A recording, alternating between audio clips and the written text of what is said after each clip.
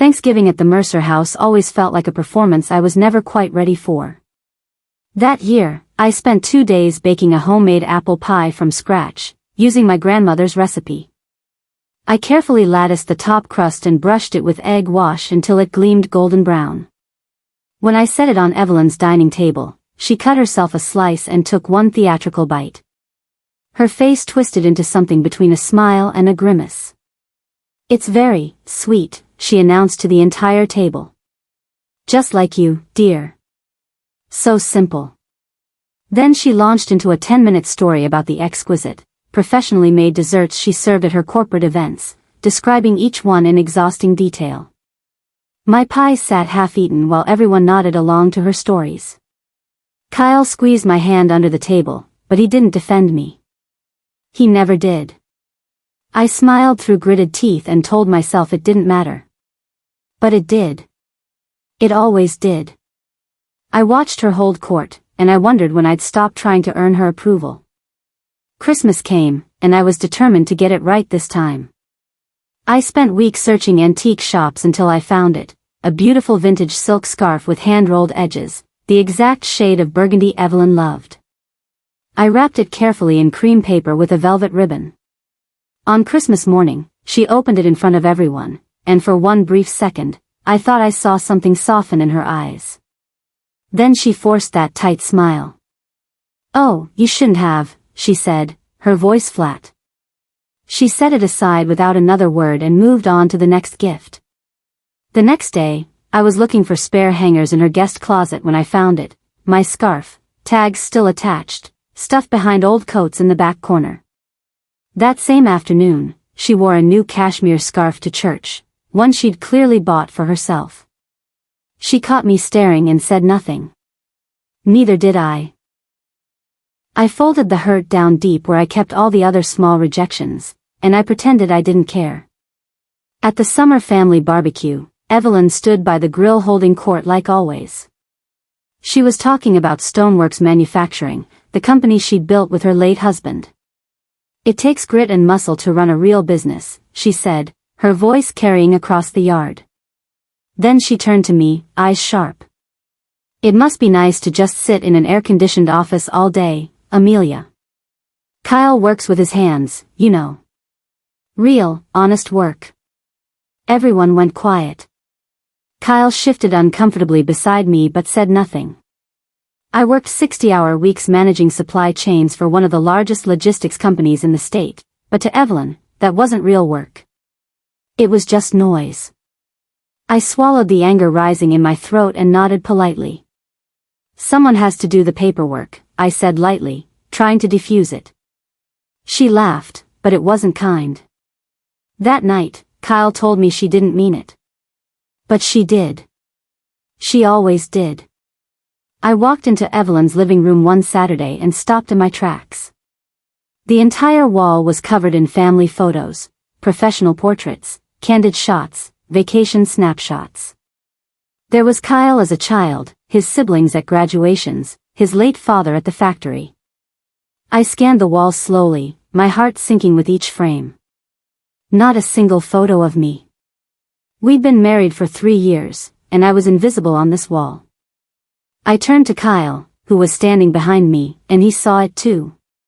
His face flushed. "Mom, where are the wedding photos?" he asked carefully. Evelyn breezed into the room with a tray of lemonade. "Oh, I must have forgotten to hang those," she said breezily. "There's never enough wall space, you know." She didn't even look at me when she said it. Kyle opened his mouth to argue, then closed it.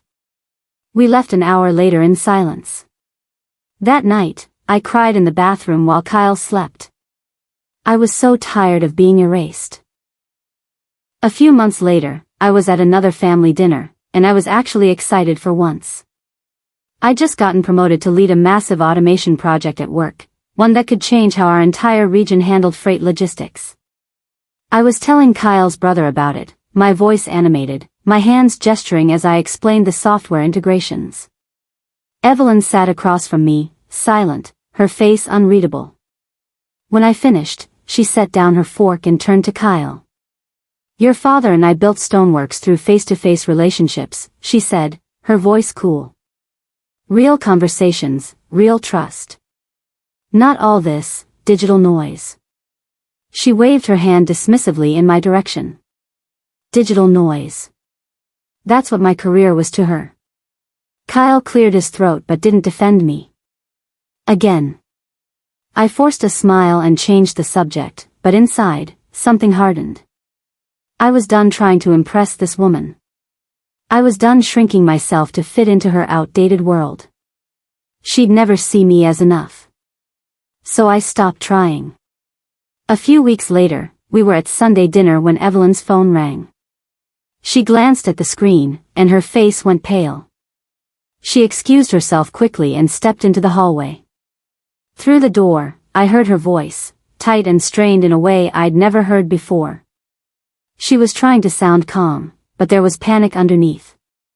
When she came back, she poured herself a large glass of wine with shaking hands. "Everything okay, Mom?" Kyle asked. She waved him off. "Just business. Nothing to worry about." But her smile was brittle, and her eyes wouldn't meet anyone's. Something was wrong. Very wrong.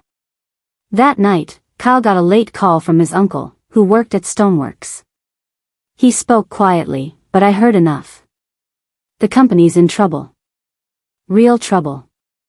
Kyle hung up and stared at the wall. "She didn't tell me," he whispered.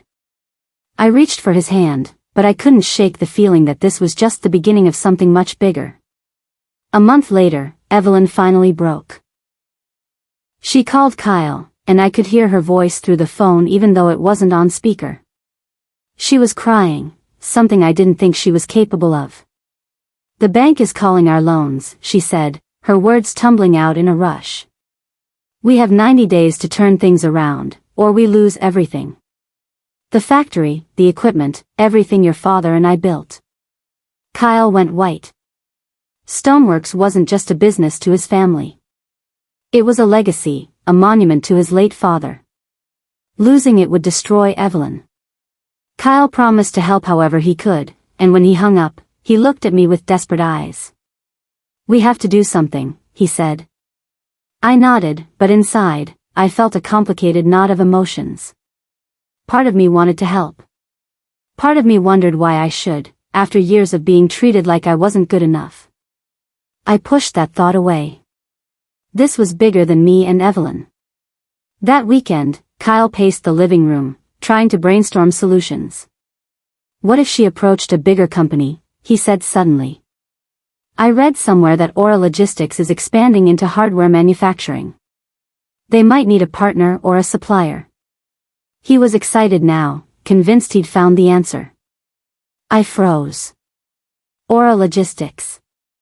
My company. I opened my mouth to tell him, but he was already calling his mom, pitching the idea with enthusiasm. I heard Evelyn's voice on the other end, suddenly bright and hopeful. "Kyle, that's brilliant," she gushed.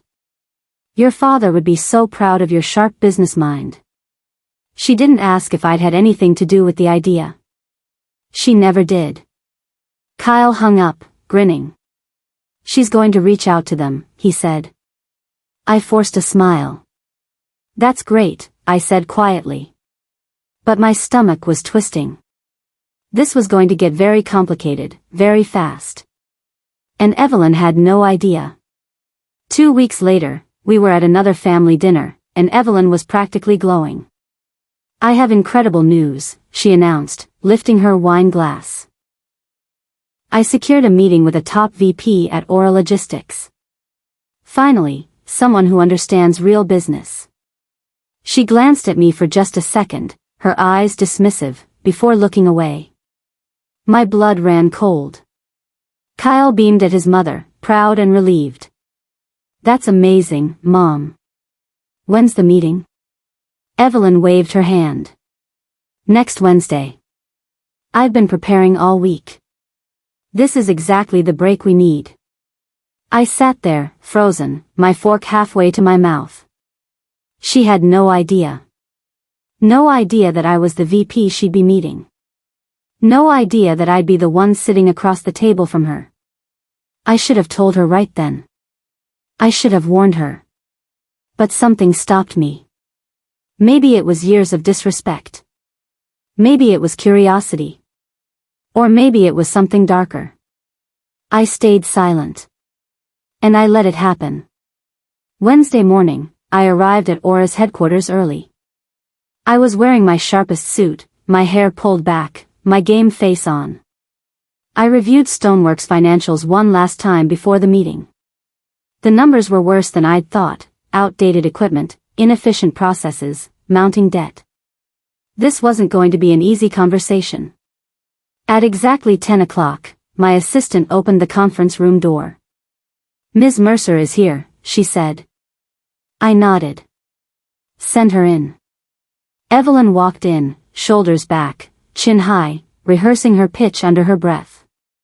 Then she saw me. She stopped dead in the doorway, her face twisting in confusion.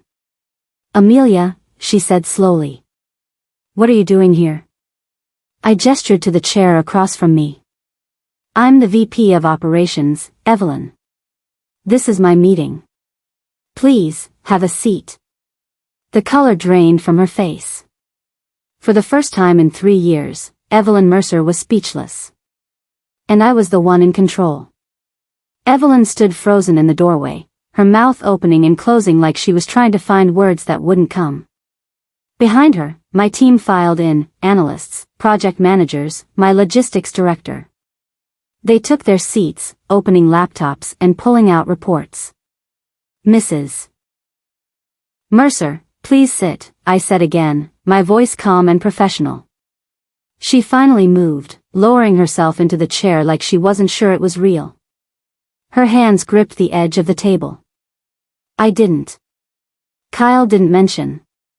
She stammered. I gave her a small, polite smile. "He didn't know I'd be leading this meeting. Shall we begin?" I opened the folder in front of me, and the shift in the room was palpable. For years, Evelyn had controlled every space we shared. Now, I controlled this one.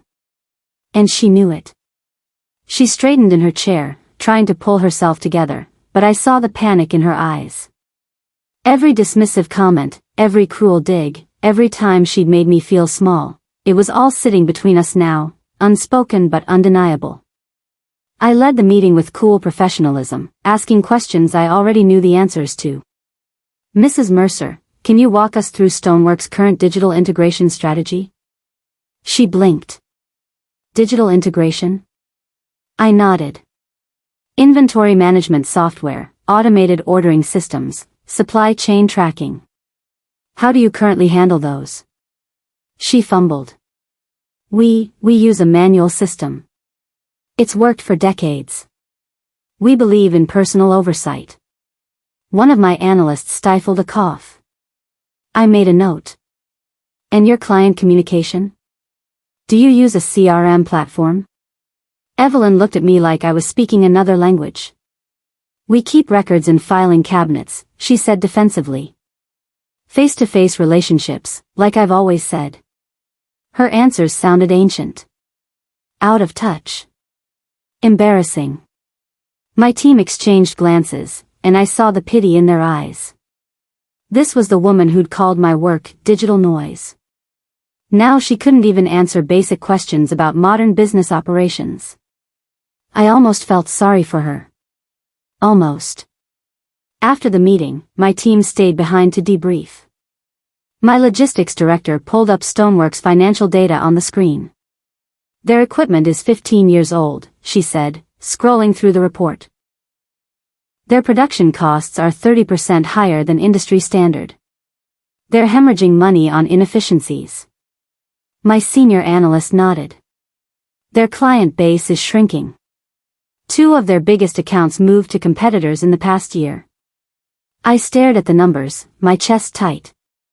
This was worse than I'd thought. Stoneworks wasn't just struggling. It was dying. My director looked at me. "Recommendation?" I took a breath. The professional answer was obvious. "Pass," I said quietly. The investment required to modernize them isn't worth the return. My team nodded, closing their laptops. The meeting was over. The decision was made. Stoneworks was a sinking ship, and Aura wouldn't be going down with it. I should have felt vindicated. Instead, I just felt tired. And guilty. Because I knew what this meant for Kyle's family. That night, Kyle's phone rang at almost midnight. It was Evelyn, and she was screaming so loud I could hear her from across the room. She sabotaged me. Your wife humiliated me in front of those people. She's doing this to get revenge because I've never been warm enough to her. I knew she was never good enough for this family. Kyle's face hardened. He tried to calm her down, but she wouldn't stop.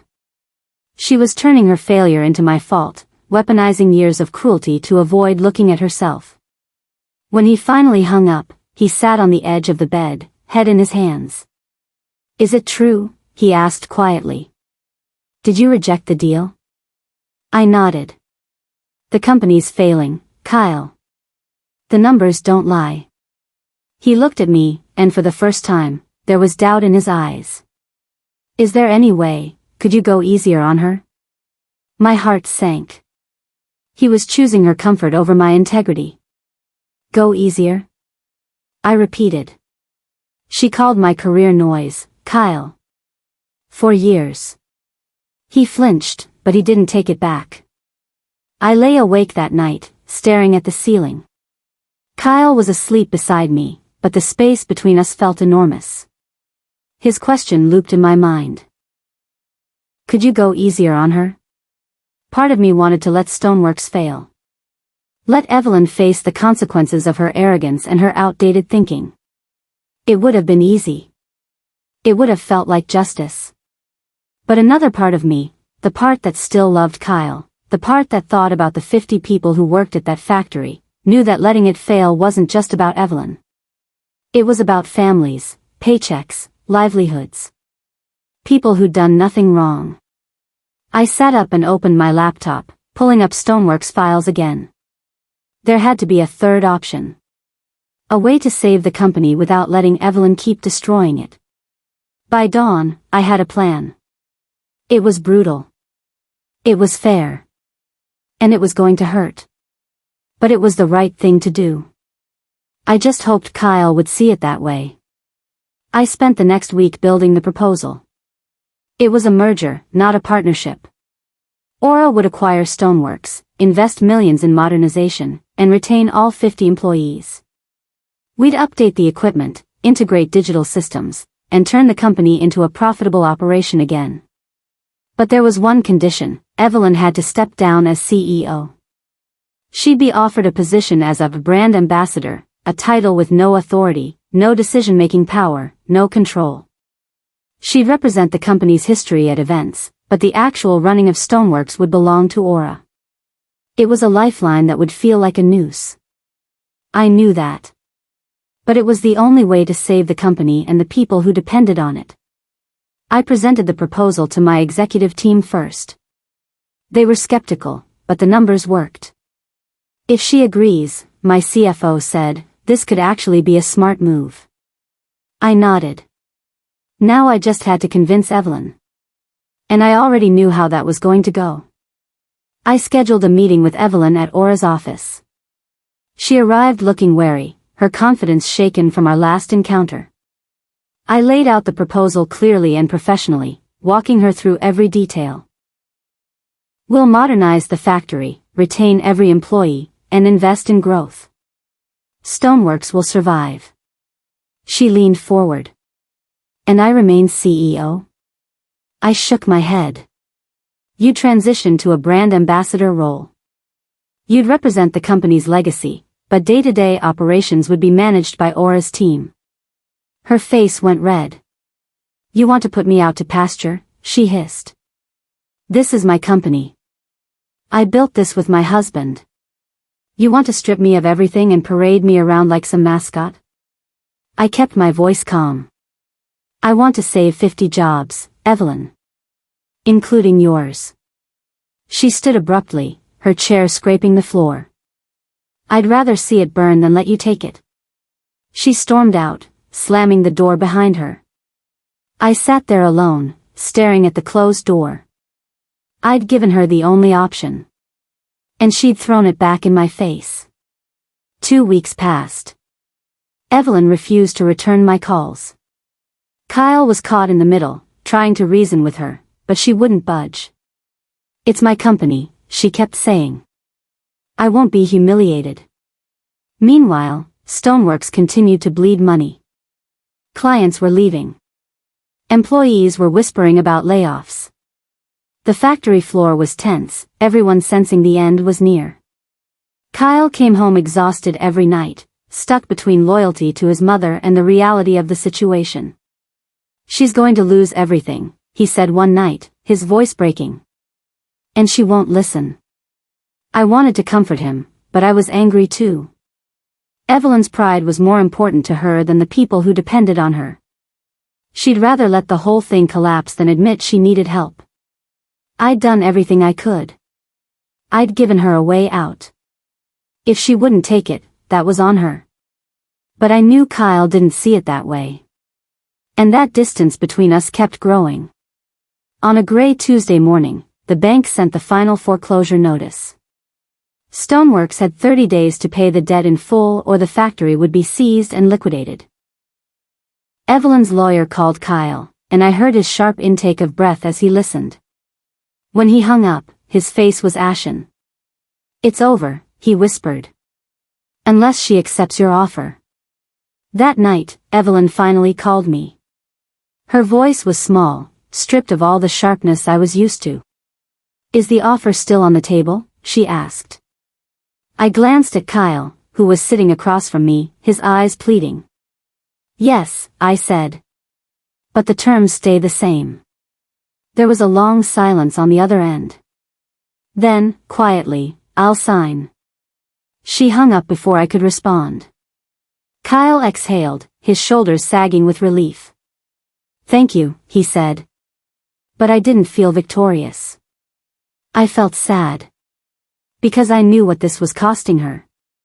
And despite everything, I hadn't wanted to break her. I just wanted her to see me. The signing happened in my office on a Friday afternoon. Evelyn arrived alone, no lawyers, no family. She sat across from me, her hands folded tightly in her lap. I slid the merger documents across the desk. She read them slowly, her face blank. When she reached the section about her new role, her jaw tightened, but she didn't say anything. She picked up the pen, and for a moment, I thought she was going to change her mind. Then she signed. Quick, angry strokes across every page. When she was done, she pushed the papers back toward me without meeting my eyes.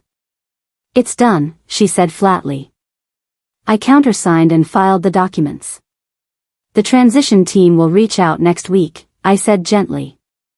She stood, smoothing her skirt.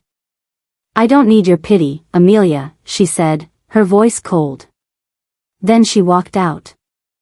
I sat there alone, staring at the signed papers. I'd just saved her company. I'd saved 50 jobs. But it didn't feel like winning. It felt hollow. Because the cost was her pride. And I knew she'd never forgive me for it. 2 months later, I visited the Stoneworks factory for the first time since the merger. The transformation was already visible.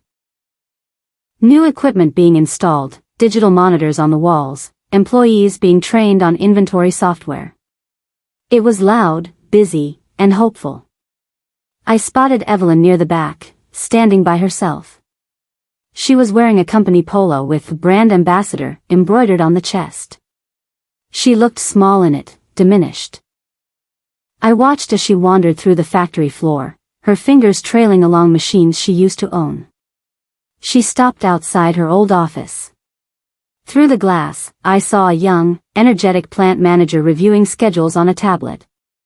Evelyn stared at him for a long moment, her face unreadable. Then she turned and walked away. She didn't see me watching. She was a ghost now, haunting a place that used to be hers. And despite everything she'd put me through, my heart ached for her. Because this was what it looked like to lose yourself. A week later, I got a call from the plant manager. There'd been an incident. Evelyn had approached one of the senior foremen and told him to ignore the new silly rules about logging inventory digitally. Just do it the old way, she'd said. I know better. The foreman, confused and wanting to respect her, listened. The result? A production error that delayed a major client order and cost Aura $12,000. I stared at the report, my hands shaking with frustration. She'd done this on purpose. One last act of defiance to prove she was still relevant. What do you want me to do? The plant manager asked. I closed my eyes. Schedule a meeting with her. I'll handle it. That night, Kyle asked me to go easy on her.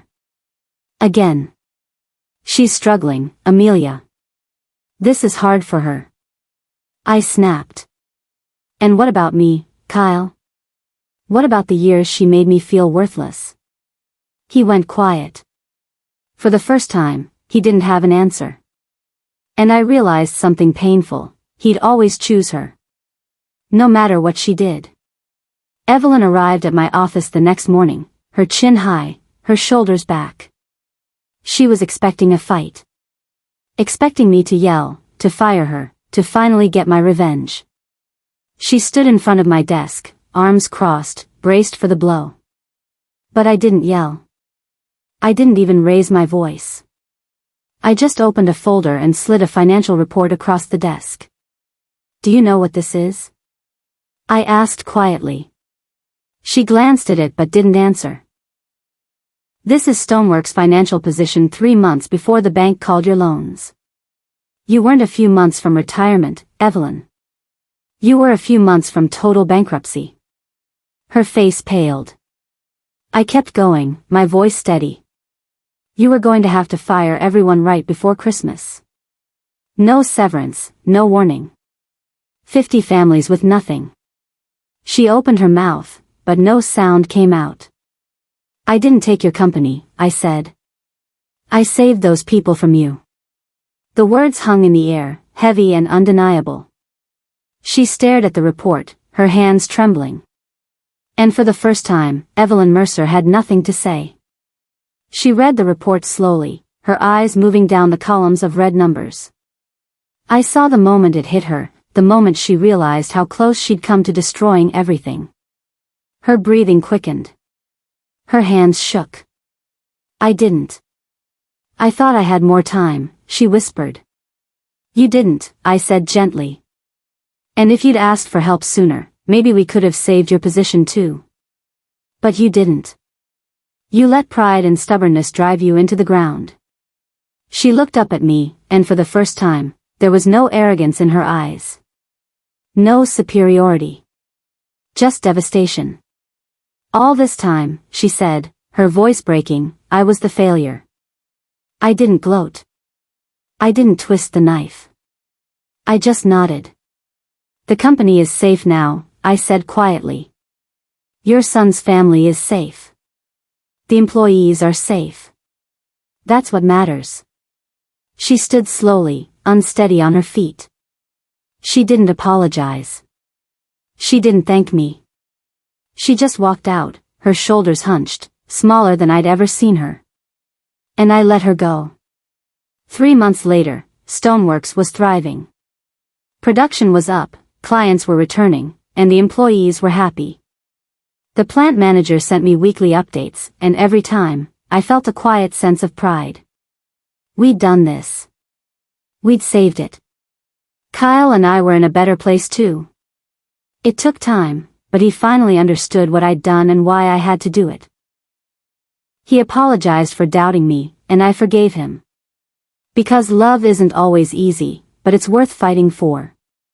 Evelyn still worked as a brand ambassador. She attended events, shook hands, told stories about the company's history. She was polite to me now, but distant.